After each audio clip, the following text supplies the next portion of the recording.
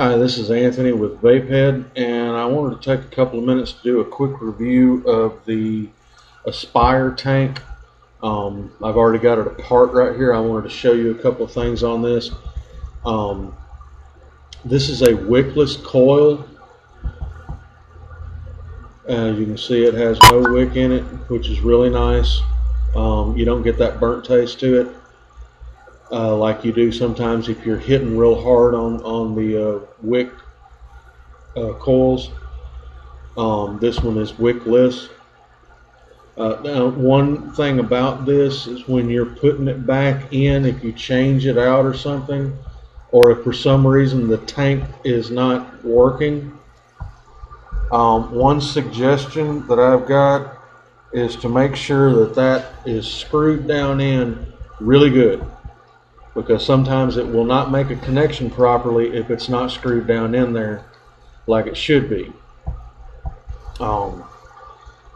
Is a 2.5 milliliter tank. It works really nice, but that's the only real kind of flaw to it, is you got to make sure that that coil is tight inside here.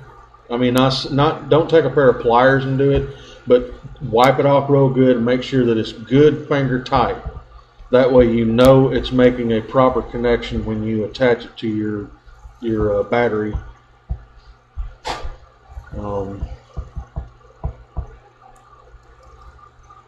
Get it on here real quick and we'll give it a shot. There we go. There we go. Alright.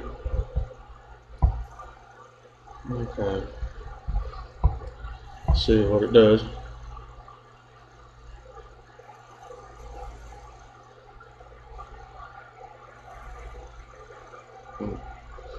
It's got a really good vape production. It's got a smooth kind of taste to it. It really does kind of give the flavoring of the juices, which is really nice. On a scale of 1 to 10, I would give this about a 7 because of that little bit of a flaw to it. The coil will come loose a little bit sometimes. It's not an all the time thing. Once you tighten it down real good, it probably never will loosen back up unless you break it loose again. But it can actually break loose, and that'll either cause it to drip real bad. It'll cause it not to work. It's all kind of different things that it can cause.